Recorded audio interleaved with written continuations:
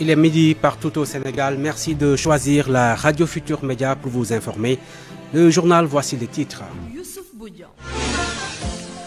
Le gouvernement du Sénégal, pas en phase avec le ministre Cheikh Oumar Diagne, qui a qualifié les tirailleurs sénégalais de traîtres. Son porte-parole parle d'une sortie malheureuse concernant un éventuel limogeage du directeur des moyens généraux de la présidence. Le dernier mot revient au président de la République selon Moustapha Sarré. Le Sénégal va raffiner son premier baril brut de pétrole de Sangomar au mois de juin 2025. L'annonce est du ministre du Pétrole et des Mines en visite à la Société africaine de raffinage qui travaille sur le projet SAR 2.0.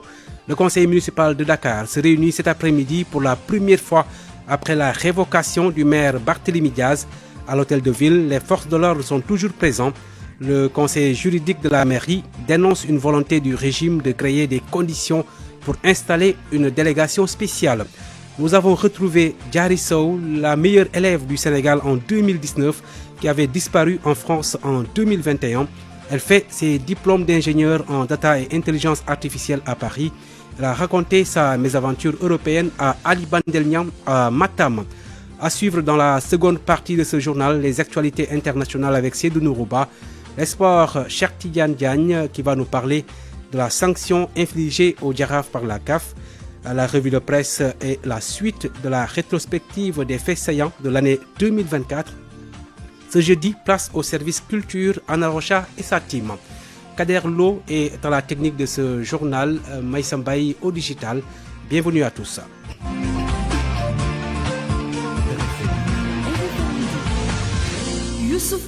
Le ministre porte-parole du gouvernement, déjà vous, Cheikh Oumar Diagne, après la polémique suscitée par sa dernière sortie, le directeur des moyens généraux de la présidence de la République a accusé les tirailleurs d'être des traîtres. Une sortie malheureuse selon Moustapha Sarré et une grosse erreur. La suite donc a donné à cette affaire, le porte-parole déclare que le dernier mot revient au président de la République. Moustapha Sarré est interrogé par El Hadj Ndiogou Diène. Je considère que M. Diagne s'est lourdement trompé. Ces tirailleurs ne sauraient être considérés comme des traîtres parce qu'il faut bien les juger dans le contexte dans lequel ils vivaient. C'était des Français comme nous l'étions nous tous en ce moment-là et ils sont allés défendre le pays auquel ils appartenaient. Donc je crois que M.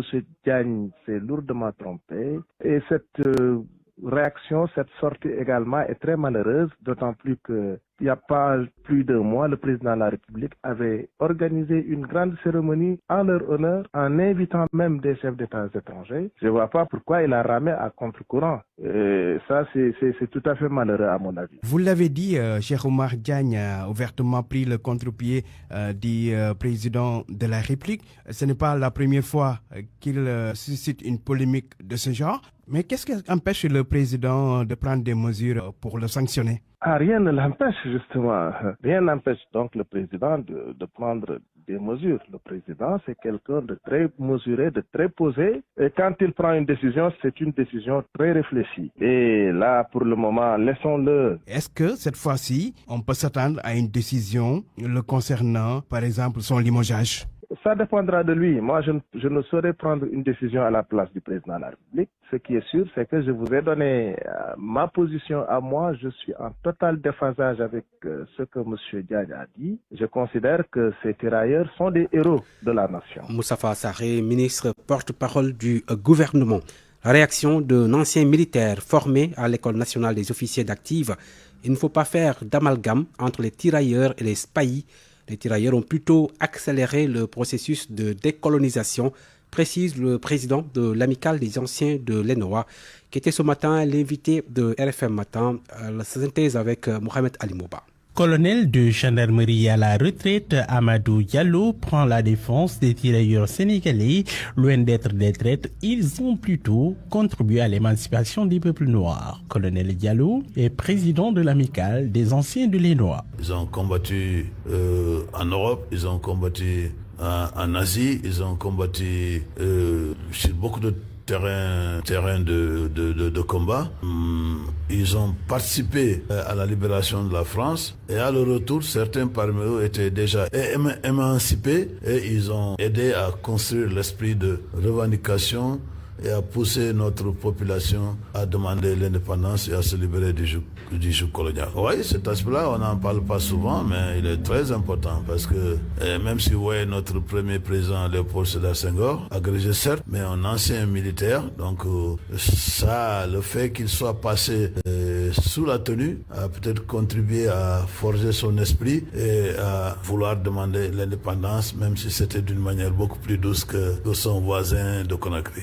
Savoir raison garder, éviter surtout les amalgames. Je peux juste vous renvoyer sur le dernier poste qu'a fait mon ancien, le colonel Aziz Ndao, faisant la différence entre les SPAI, c'est un nouveau corps, et le corps des tirailleurs. Le corps des tirailleurs, c'était des militaires vraiment qui n'ont fait que la guerre. Quid du général Fall, attaqué en justice par un de ses anciens subordonnés. Selon le colonel Diallo, le général Fall a toujours été un bon soldat. Mais ce qu'ils disent, ça n'engage que. Et peut-être que nous sommes dans un pays ici de droit où tout ce qu'on dit doit être vérifié et prouvé. Mais moi, je n'ai jamais entendu une autorité le dire. J'ai lu des gens qui écrivent. Les gens écrivent partout. Ils peuvent vous dire que votre papa est mort, vous partez chez vous, vous le retrouvez. Maintenant, on est là, on attend de voir, mais j'ai encore beaucoup de respect et d'estime pour le général Moustapha. Et il reste calme, mais je vous dis que beaucoup de choses qui sont dites, il faut peut-être les vérifier, mais je n'ai pas l'impression que tout ce qui est dit est vrai. Colonel Amadou Diallo invite à dédramatiser. Les officiers supérieurs sont préparés à faire face aux critiques, suffisamment préparés à encaisser, mais il y a une ligne rouge à ne pas franchir, selon lui. Toujours concernant cette affaire, Cheikh Omar Diagne, des fils et des descendants de tirailleurs vont faire une déclaration de presse cet après-midi au siège d'Amnesty International à Dakar. La réunion du conseil municipal de Dakar, prévue également cet après-midi, risque de ne pas se tenir. Les conseillers sont toujours interdits d'accès à l'hôtel de ville, une situation que dénonce le conseiller juridique de la ville de Dakar. Moussa Silla révèle une volonté du régime de créer un blocage pour installer une délégation spéciale à la mairie de Dakar. Nous l'écoutons. Les agents municipaux, le bureau municipal doivent interdire d'accéder au bâtiment de la ville de Dakar, ce qui est inadmissible. Parce que si on prend un acte administratif pour constater la démission du maire, cet acte administratif est à caractère individuel, ne peut être opposable qu'au maire. Mais vouloir prendre un acte administratif et l'opposer à tout un bureau municipal, à tout un conseil municipal et à tous les agents municipaux de la ville de Dakar, nous pensons que c'est une fausse figure. Et l'objectif affiché aujourd'hui, c'est de bloquer le fonctionnement régulier de la ville de Dakar. Si ils nous empêchent de tenir la réunion à l'hôtel de ville, les textes nous permettent de le faire dans les annexes de l'hôtel de ville. De ce point de vue, il n'y a pas possibilité de ne pas tenir notre réunion. Maintenant, ce qu'il y a à constater, c'est que le régime a affiché une volonté de bloquer le fonctionnement de la ville de Dakar. L'objectif affiché, c'est de bloquer le fonctionnement du bureau municipal, du conseil municipal, du fonctionnement de la ville de Dakar et ensuite constituer une délégation spéciale. Mais ça, on ne peut pas l'accepter parce que dans un état de droit, il y a des textes qui régissent le fonctionnement de toutes les institutions. En ce qui concerne les collectivités locales, la loi est claire. En fait, le dysfonctionnement ne peut être constaté qu'à l'interne, qu'au regard du fonctionnement du conseil municipal. Mais en fait, le dysfonctionnement ne doit pas être provoqué, ne doit pas venir de l'extérieur, ni d'une force extérieure. Si on doit constituer une délégation spéciale au regard des textes, ça veut dire que le conseil n'arrive pas à se réunir du point de vue de son fonctionnement ou bien de son organisation. Mais s'il y a des gens tapis dans l'ombre qui font tout pour bloquer le fonctionnement de la ville de Dakar, cela ne peut pas en aucun cas constituer un motif pour pouvoir dissoudre la ville ou bien constituer une délégation spéciale. De ce point de vue, nous restons droit dans nos bottes. Justement, nous avons fait un tour ce matin à l'hôtel ville de Dakar qui va accueillir ce conseil municipal. Le dispositif sécuritaire est toujours en place, nous dit Nafissatou Silla. Tout est fait prêt, les documents, tout est prêt pour pouvoir accueillir le conseil municipal. Le conseil municipal va se tenir et tout est fin prêt, nous confirme le gestionnaire de l'hôtel de ville de Dakar que nous avons apostrophé au sein du bâtiment. Il accompagnait un visiteur à la sortie, Mokhtar Dia. Le conseil municipal est convoqué pour aujourd'hui à 26 à 15 heures. Donc tous les conseils sont convoqués, même les préfets sont convoqués, c'est la convocation. Nous sommes présents. Peut-être attendre jusqu'à 14h, 15h parce qu'ils sont là pas de 15h.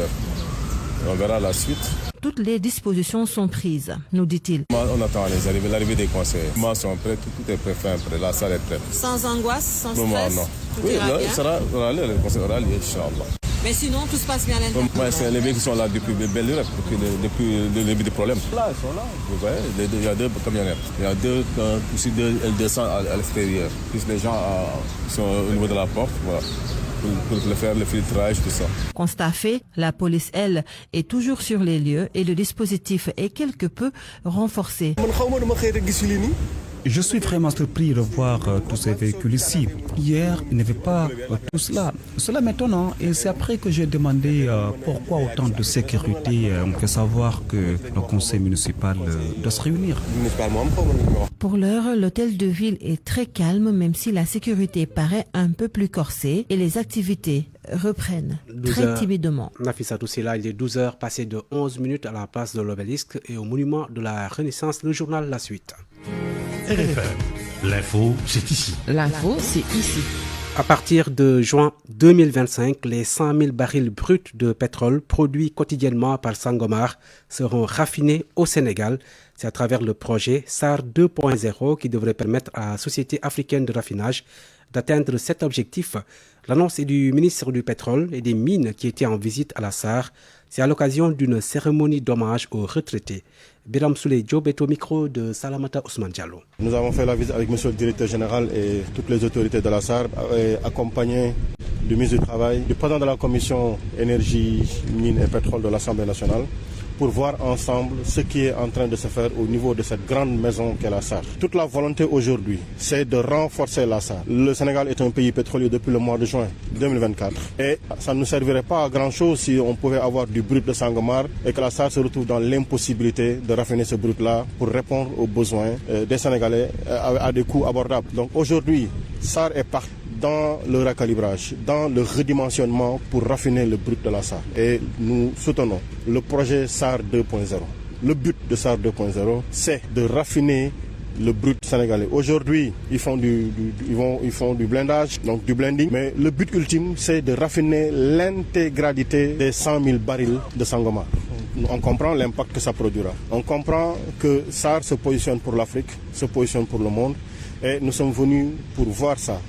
Mais dire merci à ceux qui ont participé et qui partent aujourd'hui à la retraite, mais aussi dire à ceux qui arrivent et qui trouvent ici du personnel de qualité que les enjeux sont importants, qu'il n'y a pas de temps à perdre, qu'il faut délivrer, qu'il faut être diligent. Mais avec à la tête M. Mamadou Habib Diop, nous sommes convaincus que les équipes comprendront les enjeux, se mettront à niveau, délivreront au mieux des intérêts de la nation. Très attendu donc l'impact du pétrole sénégalais sur le coût de la vie. En tout cas, la Fédération nationale des boutiquiers du Sénégal déplore la hausse des prix de certains denrées. La bouteille de 20 litres d'huile, par exemple, est vendue à 19 500 au lieu de 19 000 francs CFA. Le sucre se fait rare et cela crée une tension sur le marché. Les commerçants dénoncent aussi les amendes qui sont donc causées par des produits plastiques qu'ils commercialisent. Je vous propose de suivre Alpha Omar Sow, qui est membre de la Fédération nationale des boutiquiers du Sénégal, au micro de Aminata Ba à Kermassar. Aujourd'hui, nous constatons la rareté, la hausse du prix du sucre sur le marché. Ça devient quelque chose de répétitif. Maintenant, quand nous constatons que le sucre, ça se diminue, le kilo est commandé, quand tu regardes sur l'emballage, c'est 50 kg. Mais quand tu regardes le contenu, c'est 47 à 45 kg. Donc cela, c'est à dénoncer. C'est le même similaire avec huile. On dit 20 litres. Mais quand tu achètes les 20 litres, une fois dans ton boutique, tu te retrouves avec 18 et 19 litres. Pourtant que le prix ne fait qu'augmenter. Donc ça, c'est une perte au niveau des boutiquiers. Au niveau de l'emballage encore, aujourd'hui, nous constatons les gendarmes qui viennent attraper les boutiquiers dans leur boutique, soit disant que vous vendez des emballages qui sont interdits. Mais si un produit est interdit, c'est au port on doit interdire ça.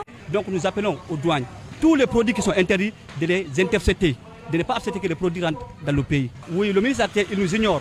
Il nous appelle lorsqu'il a besoin de nous. Il nous appelle quand il vient, il fixe les prix sans nous demander. Nous appelons monsieur le ministre. On fait face à lui parce que c'est lui qui a dit qu'il est capable de nous gérer. Donc il nous consulte avant de lancer. Lorsqu'on est parti là-bas, il nous a dit, bon, le prix c'est tel, c'est tel, c'est tel. Donc c'est fini. Il n'y a pas de débat. Donc ça c'est une ignorance. C'est pas comme ça qu'on doit faire. Donc nous appelons monsieur le ministre de faire retour à nous. Ne pas rester dans son bureau et fixer les prix. Et de nous associer dans les décisions. À Rufisque, des personnes impactées par les projets d'accès universel à l'électricité menacent de bloquer les travaux. C'est pour exiger des indemnités que devrait leur verser ce projet mis en œuvre par le Millennium Challenge Account Sénégal.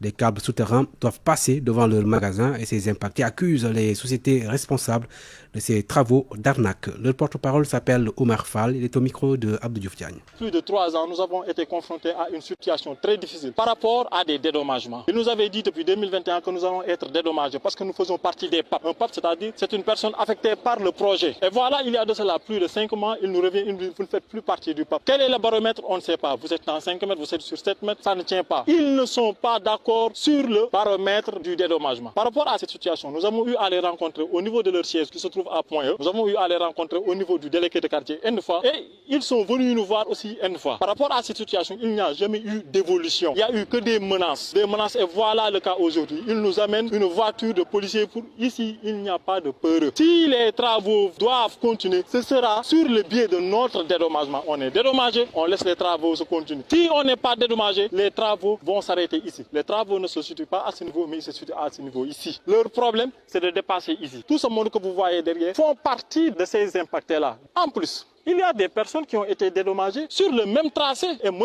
Malik, qui représente une société, la société qui est en charge de ces travaux-là, est venu en douce négocier avec le personnel qui se trouve au niveau de la quincaillerie, les proposant une somme de 136 000. Au finish, il les propose 36 000. Il y a de l'arnaque. On ne dit pas on sent de l'arnaque. Il y a de l'arnaque au niveau de ce projet. L'argent est disponible. Dans le sud du pays, à Kolda, 329 hectares ont été ravagés par les feux de brousse entre janvier et juin 2024. Plusieurs forêts de la région ont été touchées par les flammes. Pour amoindrir le phénomène, les différents acteurs sont réunis pour trouver des solutions. À Kolda, Abdoulaye Diallo. À cause de leur récurrence, les feux de brousse sont parmi les facteurs qui déciment les dernières réserves forestières du Sénégal situées au sud du pays. Lieutenant Lansana Diallo, chef de secteur des eaux et forêts de Kolda, nous en dit plus. Le constat amer qu'on en fait, c'est que ces formations forestières sont souvent sujettes à des agressions anthropiques et à des agressions aussi naturelles. L'année dernière, on a eu à constater ou enregistrer 6 cas de feu répartis entre les communes de Mampatim et de Saribigi pour une superficie de 329 hectares de superficie brûlée. Ce phénomène inquiète plus d'un à Kolda. Abdourahmane Diao, directeur de cabinet du président du conseil départemental de Kolda. Les feux de brousse, qui est un fléau très dangereux dans la région de Kolda et notamment dans la Casamance naturelle. Donc c'était pour sensibiliser les gens sur l'importance de la lutte contre les feux de brousse. Malgré cet enjeu de la protection des ressources forestières, un déficit d'équipement est à l'ordre du jour. Il y a la léthargie de la population qui est toujours notée. Dans tout le département de Kolda, il n'y a qu'une seule unité de lutte contre les feux de brousse. C'est une citerne de 6 mètres cubes, d'où la nécessité de lancer quand même un appel à ce que ces moyens soient renforcés pour essayer de gérer tout ce qui est gestion de ces feux de brousse. D'où la tenue d'une réunion du CDD pour peaufiner des stratégies à mettre en œuvre contre ces feux de brousse qui vont bientôt démarrer. De tenir ce CDD sur la lutte contre les feux de brousse. Si les autorités compétentes ne prennent pas les dispositions nécessaires pour protéger davantage les ressources naturelles, ces forêts sont sur le point de disparaître pour de bon.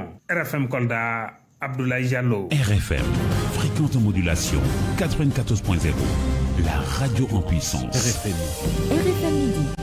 Vous vous souvenez certainement de Diary Sow qui avait disparu en France en 2021. La meilleure élève du Sénégal en 2019 poursuit ses études d'ingénieur dans une université de Paris. En visite à Matam, Diary Sow est revenu sur les moments difficiles traversés en Europe.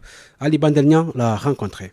Depuis sa mystérieuse disparition en France en 2021, Diary Sow est à nouveau rentré au pays. Après avoir quitté l'université Louis le Grand, l'étudiante s'était au Central de Paris. Une carrière mouvementée de cette brillante étudiante sénégalaise qui attend son diplôme en data et en intelligence artificielle. Depuis 2021, j'ai continué mes études. J'ai réussi ma prépa. J'ai intégré une école d'ingénieur et je m'apprête à avoir mon diplôme. Il y a eu une période assez compliquée pour moi, où j'étais beaucoup dans l'interrogation. C'est vrai qu'on nous jette dans une société qui n'est pas la nôtre, sans beaucoup d'accompagnement. Quand on arrive dans un pays étranger pour continuer ses études et qu'on se rend compte à un moment donné qu'il y a un décalage culturel, que parfois il y a des problèmes de racisme, que bien ça peut créer un choc à un moment donné. Si Diary a réussi l'exploit, c'est grâce à un autre intellectuel, lauréat du concours général des années 70, qui s'est transformé en homme d'affaires. Harouna Dia s'est personnellement emparé du dossier pour sauver la carrière de Diary Sow. J'ai rencontré Arunadia qui m'a dit qu'il avait vécu la même chose. Le fait juste de dédramatiser tout ça, ça m'a énormément soulagée et ça m'a permis de recommencer sereinement. Il a tout mis en ma faveur pour que je décolle. Depuis, ma vie a changé. Plus la même chose. Il paye mes voyages, mes études, voilà. Et j'ai découvert un homme qui n'est pas juste riche, c'est un philanthrope. En vacances au pays, la jeune étudiante est venue se sourcer à Wendu Boseyabe, village natal et d'origine de son parrain. J'ai envie de connaître qui il est, comment il s'est construit. Voilà pourquoi je suis là, pour rencontrer sa famille, pour avoir une autre version de lui. Une fois le diplôme à poche, Diary Sow qui va explorer le marché du travail compte mettre sur pied une fondation autour de l'encadrement des boursiers en direction des grandes écoles européennes. Matam, Ali Bandelnian, RFM. Devenu auteur, Diary Sow est l'invité ce jeudi des débats d'idées de l'Institut français de Dakar. Et si on en parlait, écrire le soi est le thème de cette rencontre qui sera modérée par Mme Fatimata Diallo Ba, professeure de lettres et écrivaine. La rencontre est prévue donc à partir de 18h. RFM. L'actualité internationale. Nous accueillons Seydou Nourouba. Bonjour. Bonjour Youssouf Bodian, bonjour à toutes et à tous. Direction la Guinée où la transition du pouvoir au civil est en question. La plateforme des forces vives qui regroupe des partis d'opposition et des organisations de la société civile critiquent de la transition. Elle ne reconnaîtra plus les autorités transitoires à partir du 31 décembre prochain. Cette date était la limite qui avait été avancée pour le retour à l'ordre constitutionnel, nous dit Kharisilla. Dans leur communiqué, les forces vives de Guinée demandent la mise en place d'une transition civile. Le coordinateur du Front des forces sociales de Guinée, une des organisations signataires, Abdou Sako, précise: nous parlons d'une situation de fait parce que ce mandat, que nous appelons le chronogramme de la transition, que les autorités eux-mêmes se sont octroyées et par le bénéfice du doute qui a été accepté par le peuple de Guinée et la communauté internationale arrive à terme, sans pour autant qu'il y ait aucune responsabilité en termes de démarches techniques, administratives et sociopolitiques pour dire quels sont les faits qui ont concouru au non-respect de ces engagements. Fin de citation. Pour Abdou Sako, toujours, je cite, il n'y a aucune démarche pertinente, visible et perfectible de retour à l'ordre constitutionnel. La responsabilité voudrait que nous nous engagions à travailler, à informer et à mobiliser le peuple pour aller vers une transition civile, en respectant et donnant du contenu à cet engagement. Donc, une fois encore, nous sommes face à une situation où c'est le ras-le-bol à tous les niveaux. C'était le 20 décembre dernier quand au commissariat pour les réfugiés alerté sur un afflux de réfugiés au Soudan du Sud, en provenance du Soudan. Ces dernières semaines, une première alerte avait été lancée le 23 décembre dernier par Médecins sans frontières qui note que plus de 5000 personnes ont traversé chaque jour en décembre la frontière entre les deux pays. Conséquence, les deux centres de transit au Sud-Soudan sont totalement débordés et une épidémie de choléra déclarée en octobre est en augmentation alarmante et rapide selon toujours l'ONG. Les forces armées, oui, ils sont voyants, allez-y. Oui, cette tension entre le Rwanda et le Congo, 6 drones du pays de Kagame abattus par les forces armées du Congo. C'est cela, et dans le territoire de Luberto, nous sommes au Nord Kivu, cela intervient quelques jours après que deux autres drones des rebelles du M23 ont été abattus dans le même territoire selon des sources indépendantes sur place à Bamaté qui ont été contactés. Plusieurs activités socio-économiques ont tourné au ralenti le jour de Noël.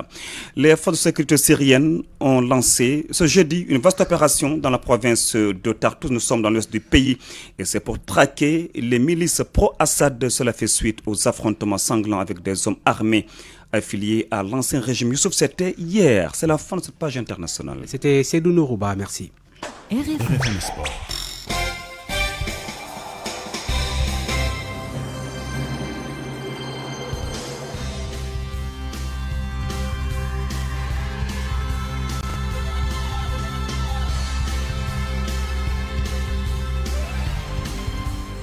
Nous accueillons Chertiyan Diagne, tiré à 4 épingles ce matin. Chertiyan, bonjour. Bonjour à vous, Youssouf Bodian. Alors, nous démarrons avec le Jaraaf de Dakar, lourdement sanctionné par la CAF après les incidents notés lors du match contre l'USM Alger. Justement, le Jaraaf doit s'acquitter de 30 millions d'amendes de francs CFA et de 4 matchs à huis clos.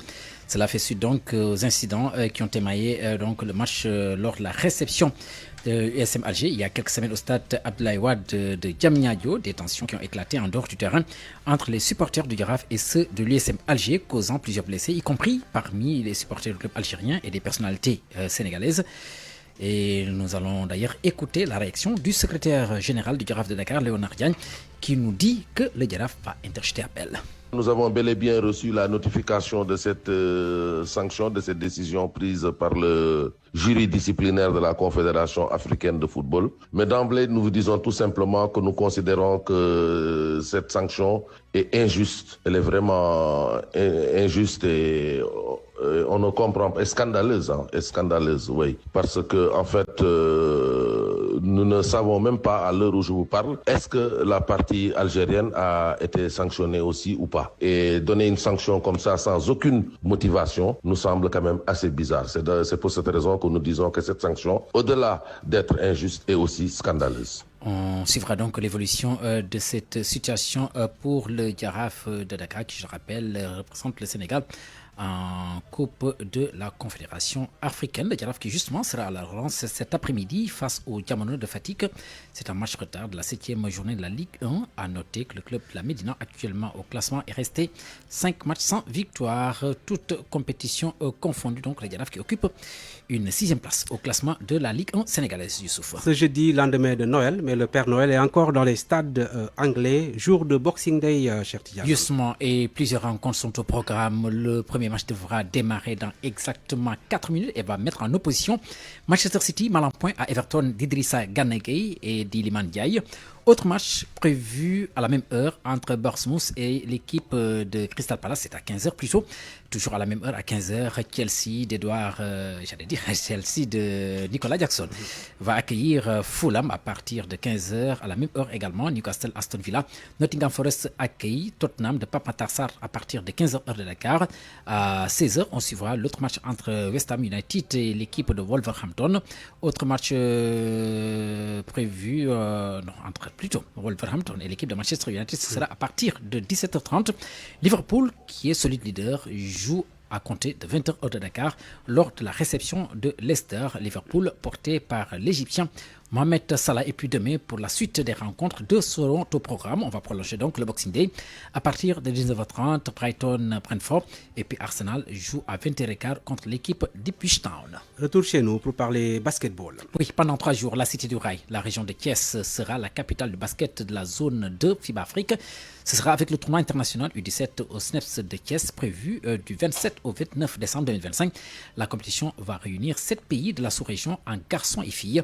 Voici Mathieu Faye, le président de la zone que nous avons rejoint ce matin. Dans le cadre de nos activités pour les 3-4 années à venir, demain à Thiès, du 27, 28, 29, un tournoi U16, les moins de 16 ans, qui entre dans le cadre de l'intégration africaine, et puis donner la possibilité effectivement à ces jeunes de se retrouver pendant 3 jours, d'échanger sur le plan sportif, sur le plan culturel, et parler d'autres choses, dont effectivement cette intégration africaine qui me tient à cœur. Alors, vous êtes à la tête de la structure depuis quelque temps. Alors, c'est quoi la touche que vous comptez apporter pour permettre justement à la discipline de se développer davantage dans la zone? Alors, c'est déjà aller voir les fédérations, les aider à mieux se structurer, à mieux aspirer et à atteindre effectivement le standing que FIBA dans son ensemble veut imposer à ces fédérations. Accentuer effectivement le travail dans la politique de développement des jeunes, former des entraîneurs, former des arbitres et essayer de mettre une synergie entre les différentes fédérations, qu'on puisse avoir effectivement des concertations, que les fédérations puissent entre elles communiquer, partager. Donc voilà, c'est un petit peu insuffler tout ça, puisque effectivement on sait que la zone de personnes, à un moment donné les gens se disaient ça servait à quoi. L'Afrique est tellement grande qu'on a besoin de les subdiviser et d'influer une certaine politique de développement effectivement dans ces sous-régions. Tout en se disant que le basket est en train de prendre une tournure et il ne faudrait pas que les fédérations soient du reste. Voilà, tous nos voeux accompagnent donc Mathieu Faye, notre compatriote qui, je le rappelle, est à la tête de la zone 2 de FIBA Afrique qui réunit des pays de la sous-région, donc qui va abriter un tournoi réservé aux moins de 16 ans, aussi bien en messieurs qu'en dames. Merci beaucoup, Cherti Yann Diagne. Nous accueillons Seydou Nourouba, bonjour. Bonjour. Il n'échappera pas aux journaux de ce matin. Cheikh Oumar Diagne entre indignation et choc. Les unes sont largement revenues sur les propos du directeur des moyens généraux de la présidence. La nation sénégalaise sous le choc à la une du journal La Tribune qui parle de propos qui désavouent l'initiative du président Faye sur les tirailleurs et la Tribune de poursuivre Cheikh Oumar Diagne en qualifiant les tirailleurs de traîtres. Ça tire la colère de toute une nation. Figure de la controverse Cheikh Oumar Diagne, le puzzle complexe d'une personnalité, titre le journal L'Observateur qui dresse un portrait d'agitateur idéologique, son parcours de rhéteur chaotique et sa vision subversive de la liberté d'expression à lire aux pages 4 et 5 du journal L'Observateur. Réumi Quotidien a tenu à rappeler l'autre bourde de Cheikh Oumar Diagne. Le journal barassa une après sa sortie sur les guides religieux. Cheikh Oumar Diagne blâme les tirailleurs sénégalais. Réumi de rappeler les propos choquants de Cheikh Oumar Diagne. Cheikh Oumar Diagne, on boulait au pied de Bassirou Diomaye Faye, titre le quotidien L'Info qui parle d'une nouvelle polémique après sa sortie sur les tirailleurs. À la page 4, le journal revient sur le geste du chef de l'État alors que le chef de l'État a adoubé les tirailleurs sénégalais le 1er décembre dernier. Son collaborateur au palais les qualifie de traîtres le 22 décembre dernier. Fin de citation. Le traître, le lâche, c'est cet individu qui cherche constamment à avoir raison, à dominer ou à se valoriser au détriment des autres. S'indigne Lansana Gagné-Saro, PCA de APIX, ancien directeur général de l'ONASA. Hassan Diomandjaï, ancien président de la LSDH, la Ligue sénégalaise des droits humains, parle d'un Cheikh Oumar Diagne qui a sans doute confondu l'histoire des anciens esclaves utilisés par le colonisateur français au XVIIe siècle pour faciliter son implantation en Afrique avec celle des tirailleurs. Mamadou Gueye de la Fédération des descendants des tirailleurs sénégalais, il a insulté la mémoire des tirailleurs sénégalais ainsi que leurs familles. Cette fois, il a dépassé les limites. Fin de citation. Tournons la page Cheikh Oumar Diagne pour nous intéresser à la loi de finances rectificative adoptée mardi dernier à l'Assemblée nationale. L'État rattrape les coups, titre du journal Le Quotidien qui rapporte les propos d'Aïssata Tall Sall, présidente du groupe parlementaire Taku Wallu. Cette LFR comprenait loi de finances rectificative est illégale. Elle viole l'orthodoxie financière. 5 milliards pour indemniser les victimes des violences. Affaire AE Pao, l'agent judiciaire de l'État activé pour une plainte à lire aux pages 2 et 6 du journal Le Quotidien. Requête de Barthélémy Diaz visant à annuler sa radiation de l'Assemblée nationale. Le Conseil constitutionnel encore incompétent à la une du journal Sud Quotidien. Noël célébré dans la paix. La paix au cœur des homélies. C'est à la une du journal Le Soleil de Dakar à Ziguinchor en passant par Mbaké, Diourbel, Louga et Sédhiou. Le Soleil rappelle que les prêtres ont tous prêché l'amour et la paix pour un monde plus juste. Air Sénégal, la crise financière colossale, une dette de 100 milliards de francs CFA et une relance incertaine à lire à la page 2 du journal L'Observateur. En sport, l'attitude des supporters du Jaraaf envers Malick Daf, de l'indiscipline notoire, titre choisi par Tribune Sport. Et le Jaraaf d'ailleurs lourdement sanctionné, 4 matchs à huis clos, dont 2 sursis, une amende de plus de 30 millions de francs CFA. Sport toujours, ballon d'or africain, après Diouf et Sadio Mané, Nicolas Jackson et Lamine Camara ont grands espoirs. Titre du journal Record. Bonne lecture à tous. Merci à vous, Seydou Nourouba. À 12h passées de 34 minutes, c'est également la fin de ce journal. Merci d'avoir suivi. Grand journal mis en onde par Kader Lo. On avait Maïssa Mbaye au digital à la production, Abdou Cham. Merci à l'équipe qui nous a aidé à vous présenter, à préparer donc ce journal. El Hadj Ndiogou Diène à la rédaction chef, Awam Mbaye à chef d'édition. Je vous donne rendez-vous donc juste après moi. Vous aurez donc Anna Rocha pour la rétroculture 2024 à 13h. Et la Diogoudien sera là pour la version Wolof de ce journal. Bon après-midi, bonne suite de programme sur la Radio Futur Média. C'était Youssouf Bodjan.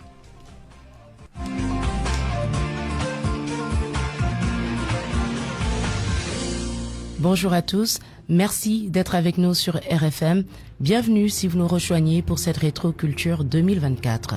Endroit même où le bateau avait pris départ avant de sombrer le 26 septembre 2002 en pleine nuit au large de la Gambie. C'est l'une des plus belles prouesses culturelles accomplies dans le sud du pays, la mise en service du musée mémorial de Diola. En début d'année 2024, Fatick a été la capitale des arts et de la culture. La 12e édition du FESNAC a permis, durant 5 jours, de revisiter les facettes de la culture sénégalaise et même africaine. Maquis, les arts et le patrimoine ont été le thème du FESNAC, une manière de rendre hommage au président d'alors, Macky Sall. La culture, c'est notre âme et notre identité. Voilà le Sénégal qui nous ressemble et nous rassemble. Voilà le Sénégal que nous aimons. Voilà l'esprit du FESNAC. Plusieurs activités culturelles et littéraires se sont tenues dans différentes localités de la région. Diofior, Fimela, Gossas, Foundiougne a abrité la Biennale Off. Toutes les régions du Sénégal ont compéti à travers diverses prestations, mais à la fin, c'est Dakar qui a remporté le Grand Prix d'Outesec, décerné à la meilleure participation artistique régionale au Festival national des arts et de la culture. Peut-être dire que Dakar récidive, parce que déjà à Kaffrine, on avait le Grand Prix d'Outesec. Cette année aussi, nous remportons le Grand Prix d'Outesec. Remporter le Grand Prix d'Outesec, c'est un travail artistique qui permet de l'avoir. Le FESNAC a coïncidé cette année avec la 3e édition du Salon du Livre. Il s'est tenu également à Fatick du 9 au 12 janvier 2024. Au-delà de la ville de Fatick, les communes de Foundiougne, de Sokone et de Ngayokhème ont abrité des activités littéraires. L'écrivain Abdoulaye Fodé-Ndione, commissaire général du 3e Salon national du Livre. Il y a 2 choses que nous avons réussi aussi et qui font les salons, c'est-à-dire que la présence des structures. Fatick a eu le record de participation des maisons d'édition. On a eu près de 52 maisons d'édition. Des écrivains sénégalais et étrangers ont exposé leur production pendant 3 jours. Visiteurs et passionnés de lecture se sont fait plaisir. Le 5 avril 2024, Khadija Ndiaye est nommée ministre des Sports, de la Jeunesse et de la Culture en remplacement de Aliou Sow, dernier ministre de la Culture et du Patrimoine historique sous Macky Sall. La culture ne bénéficie plus d'un ministère plein, mais au ministre est adjoint un secrétaire d'État à la culture de tout faire pour que cette vente aux enchères puisse être arrêtée et entrer en contact avec... Ça va être une manne financière extrêmement importante qui ne va pas résoudre les problèmes, tous les problèmes des artistes, mais qui va soulager grandement les artistes. Selon les Suèdes, je suis resté et j'ai postulé pour ce poste de président de conseil d'administration. C'est parce que ma mission n'est pas encore terminée. Le Sénégal compte désormais un syndicat des travailleurs de la musique. L'Assemblée générale